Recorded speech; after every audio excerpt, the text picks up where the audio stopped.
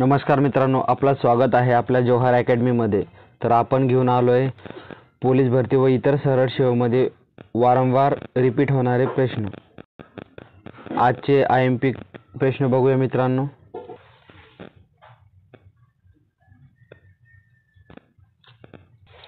प्रश्न पहिला बघूया मित्रांनो आपण। महाराष्ट्रात कृष्णा नदीचा उगम सातारा जिल्ह्यातील कोणत्या ठिकाणी होतो? 4 ऑप्शन दिलेले मित्रांनो आपल्याला। तर त्याचा राईट आन्सर असणार आहे ऑप्शन क्रमांक 1 महाबळेश्वर। महाबळेश्वर हे एक थंड हवेचे ठिकाण आहे मित्रांनो। त्याची अधिक माहिती जाणून घेऊया मित्रांनो आपण। महाबळेश्वर हे थंड हवेचे ठिकाण मध्ये Wilson Point, Arthur Seat Point, Lodwick Point हे त्यापैकी डोंगरदऱ्यांमधून प्रसिद्ध ठिकाण आहेत। या ठिकाणी पर्यटकांची मोठी गर्दी असते। महाबळेश्वराच्या मंदिरातून कृष्णा, वेण्णा, कोयना, सावित्री व गायत्री या 5 नद्यांचा उगम पावतो। IMP क्वेश्चन आहे मित्रांनो, नोट करून घ्यायचे। एकच प्रश्नापासून आपल्याला जास्त प्रश्नांचे आन्सर भेटतात मित्रांनो। हे कोणत्याही एग्जाम मध्ये विचारले जाऊ शकतात।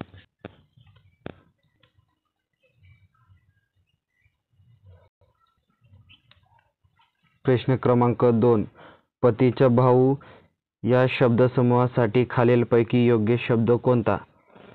मराठी व्याकरणाचा प्रश्न आहे मित्रांनो। हा प्रश्न MPSC 2019 मध्ये विचारला गेलेला आहे मित्रांनो।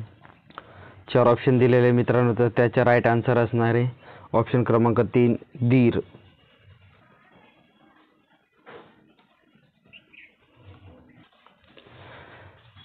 प्रश्न क्रमांक 3 सेंट पीटर्सबर्ग येथील 10व्या ब्रिक्स संसदीय मंचासाठी भारतीय शिष्टमंडळाचे नेतृत्व कोणी केले? त्याचे नेतृत्व कोणी केले मित्रांनो? 4 ऑप्शन दिलेले मित्रांनो। तुम्हाला जर आन्सर येत असेल तर कमेंट मध्ये टाईप करून सांगायचे। तर त्याचा राईट आन्सर आहे मित्रांनो ऑप्शन क्रमांक 4 ओम बिर्ला। पुढचा प्रश्न बघूया मित्रांनो। प्रश्न क्रमांक 4 महाराष्ट्रातील टिपेश्वर वन्यजीव अभयारण्य खालीलपैकी कोणत्या जिल्ह्यात आहे मित्रांनो? 4 ऑप्शन दिलेले मित्रांनो, तर त्याच्यापैकी आपला राईट आन्सर असणार आहे यवतमाळ जिल्ह्यामध्ये आहे मित्रांनो टिपेश्वर वन्यजीव अभयारण्य।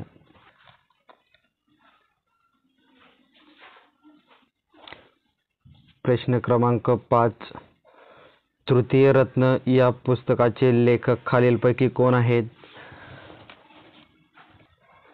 4 ऑप्शन दिलेले मित्रांनो, तर आपला राईट आन्सर असणार आहे महात्मा फुले ऑप्शन क्रमांक 1।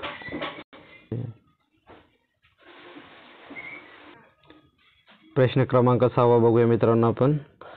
खालीलपैकी कोणत्या घटना दुरुस्तीने अनुसूची 8 हे 8 आहे मित्रांनो, हे चुकलेले आहे PDF मध्ये टाईप करताना मध्ये सिंधी ही भाषा समाविष्ट करण्यात आली आहे।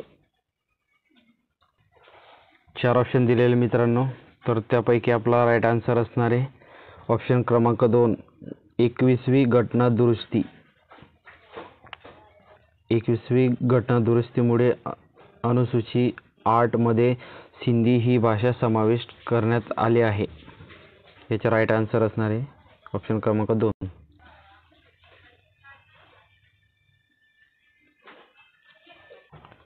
प्रश्न क्रमांक 7 इसवी सनाच्या कोणत्या शतकात आयझॅक न्यूटनने त्याचे गतिविषयक 3 नियम मांडले होते?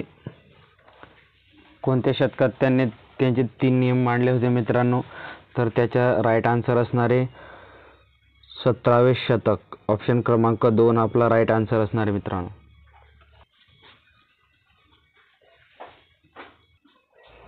बघूया 8वा प्रश्न मित्रांनो। खालीलपैकी कोणती घटना दुरुस्ती लघु राज्य घटना किंवा मिनी कॉन्स्टिट्यूशन म्हणून ओळखली जाते? मिनी कॉन्स्टिट्यूशन म्हणजे लहान संविधान।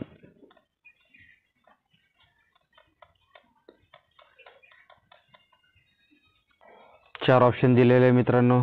तर त्यापैकी आपला राईट आन्सर असणार आहे 42वी घटना दुरुस्ती. त्याला मिनी कॉन्स्टिट्यूशन म्हणून ओळखले जाते मित्रांनो. पुढचा प्रश्न बघूया मित्रांनो आपण. प्रश्न क्रमांक 9 बघूया मित्रांनो.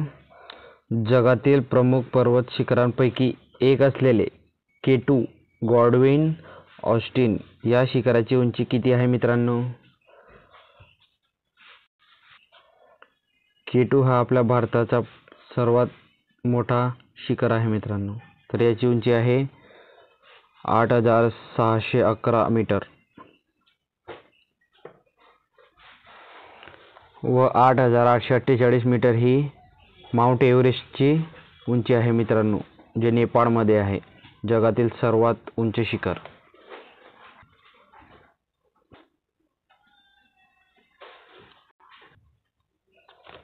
प्रश्न क्रमांक 10.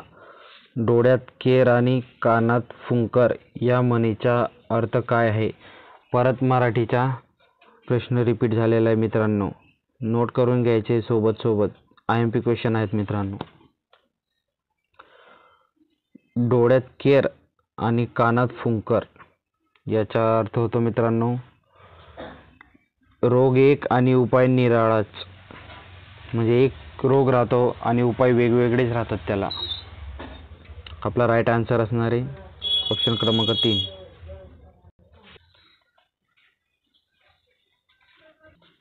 बघूया 11वा प्रश्न मित्रांनो. खालीलपैकी विरुद्धार्थी शब्दाची चुकीची जोडी ओळखा मित्रांनो. प्रश्न नीट वाचायचा आहे मित्रांनो, घाई नाही करायची. चुकीची जोडी सांगितली आहे आपल्याला. ऑप्शन बघूया मित्रांनो. विरुद्धार्थी विचारलेले आपल्याला. स्वास्थ्य विरुद्धार्थी आहे अस्वस्थ, हे बरोबर आहे मित्रांनो. स्वदेशी विदेशी, हे पण बरोबर आहे मित्रांनो, राईट जोडी आहे. स्तुती निंदा, हे पण बरोबर जोडी आहे मित्रांनो. आपला उरलेला आहे ऑप्शन क्रमांक 4 समुद्र आणि सागर.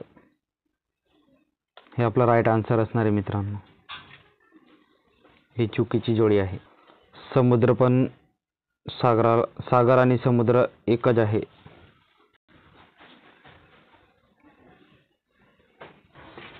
प्रश्न क्रमांक 12. 19 ते 22 नोव्हेंबर 2024 या कालावधीत कोणत्या ठिकाणी जागतिक मृदा परिषदे पार पडली होती मित्रांनो? मृदा परिषद कुठं पार पडली होती मित्रांनो? 4 ऑप्शन दिलेले आहे आपल्याला. तर त्याचा राईट आन्सर असणार आहे नवी दिल्ली. ऑप्शन क्रमांक 1 आपला राईट आन्सर असणार आहे मित्रांनो.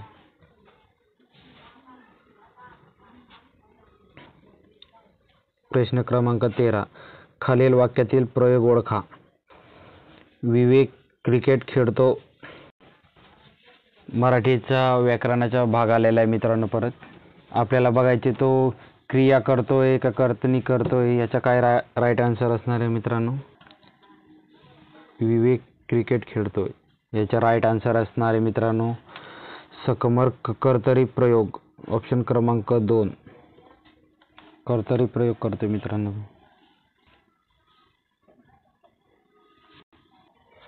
विवेक हा कर्ता आहे मित्रांनो. विवेक कर्ता आहे. क्रिकेट हे त्याचे कर्म आहे, म्हणजे तो खेळतोय. खेळतो हे त्याचे क्रियापद आहे.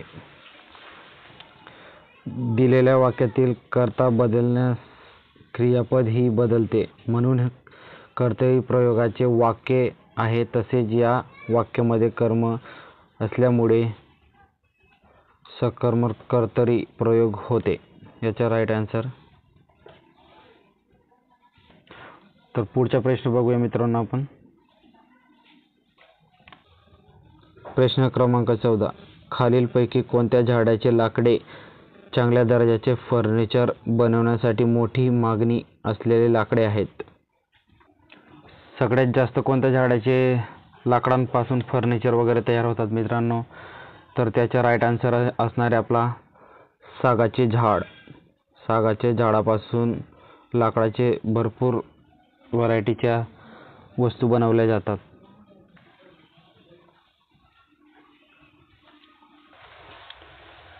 शेवटचा प्रश्न बघूया मित्रांनो आपण. प्रश्न क्रमांक 15. हलाहल या शब्दाचा अर्थ खालीलपैकी कोणता आहे? मराठीचा क्वेश्चन आहे मित्रांनो. आपण हलाहल म्हणजे विष, त्याचे राईट आन्सर आहे मित्रांनो. व्हिडिओ आवडल्यास लाईक सबस्क्राईब करायचे मित्रांनो, सपोर्ट करायचे. आपण हे सिरीज आपल्या गरीब मुलांसाठी चालू केलेली, जे काहीतरी सेल्फ स्टडी करतात त्यांच्यासाठी आपण चालू केलेलं आहे. त्यांना काहीतरी मदत होईल. धन्यवाद मित्रांनो. जय हिंद.